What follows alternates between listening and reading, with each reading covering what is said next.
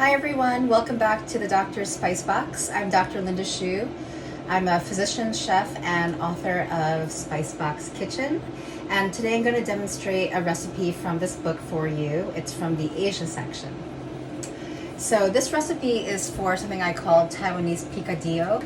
And you may be wondering about the name. Picadillo is a dish that originated in Spain and is popular in Latin America, which is basically made of seasoned minced meat in Spain, often with olives and capers and raisins. There's a version in the Philippines, which is also colonized by Spain, which involves tomatoes and potatoes.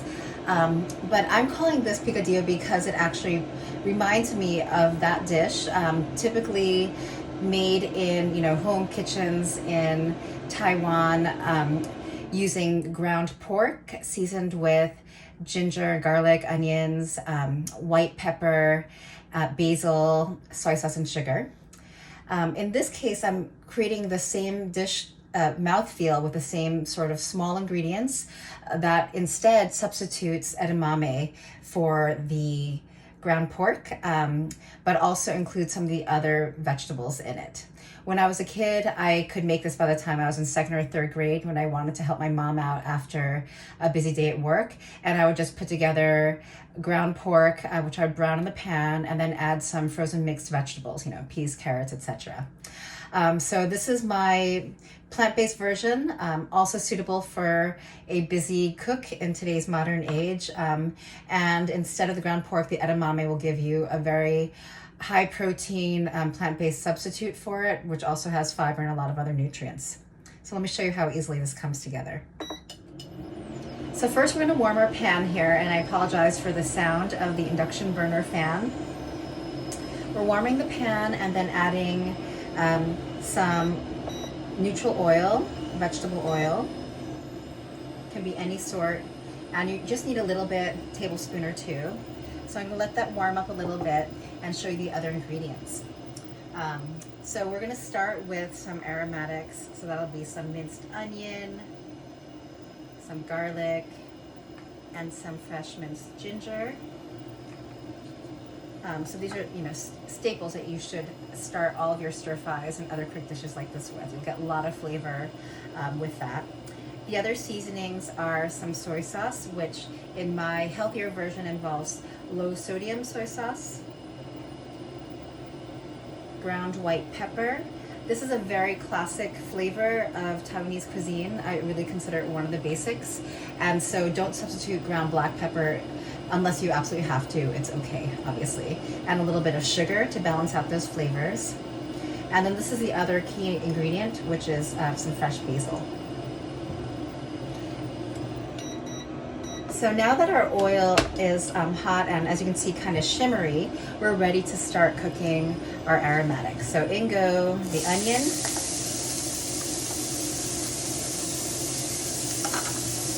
and ginger. We'll start with those.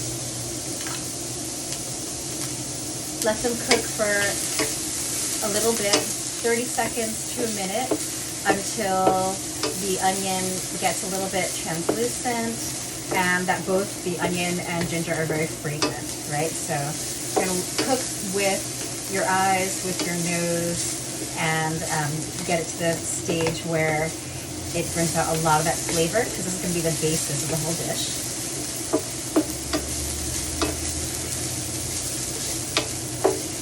And when that's happened, we can add in our garlic. You don't want to add that too soon because it'll burn. So wait until we have cooked some of the other ingredients. So this is already very fragrant, but very simple and inexpensive. After the garlic has gotten fragrant and cooked off some of its raw edge, we're going to add in our sugar, low sodium soy sauce,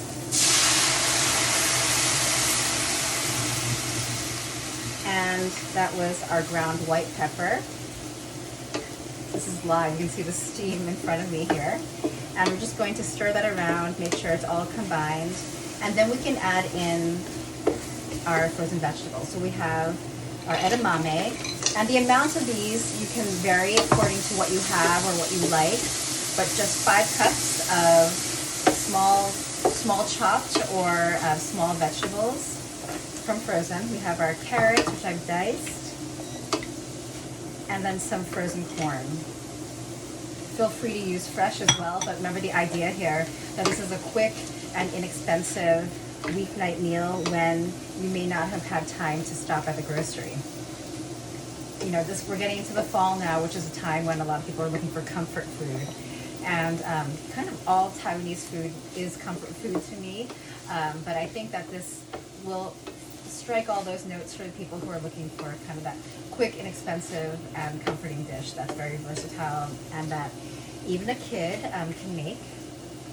So I'm going to stop moving it around for a second so the heat can defrost it and then cook it and bring all those flavors together. So again, it's being glazed in those other ingredients that I cooked in the beginning, the aromatics, our onion, garlic, ginger, and our soy sauce, and sugar and white pepper.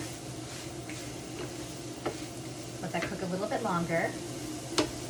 And while that's cooking, I'm just going to beat together a couple of eggs, which will bring it all together. This is a classic of the original version too. And this is how people in Asia scramble their eggs, not with a whisk or a fork, but with chopsticks, which is, you know, makes actually very fast work of this. And whenever I'm making eggs Asian style, I use chopsticks, even if I might be using a fork in other circumstances. So it doesn't have to be perfectly scrambled. It's okay to have a little bit of white in it. And in fact, I like a little bit of the variation in color. Let me just check to make sure that I'm happy with my vegetables, that they are coated and glazed in that lovely seasoned soy sauce mixture.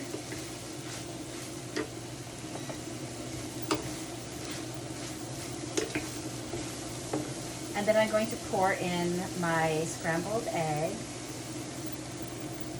And you want this to, you know, cook fairly soft, not too hard. So I'm going to just stir it gently through.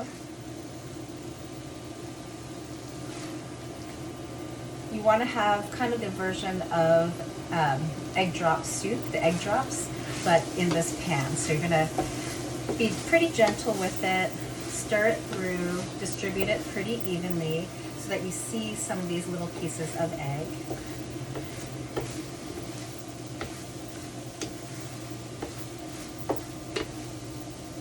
And you see this is coming together in just minutes. Really great for a quick and nutritious weeknight meal. If you want to make this completely plant-based, obviously you can leave out the egg and you can substitute instead some silken tofu that you can just break up with your spatula. It will have very much the same effect. It won't, you know, clump it together as much, but it will have the same delicate flavor and texture that we have here.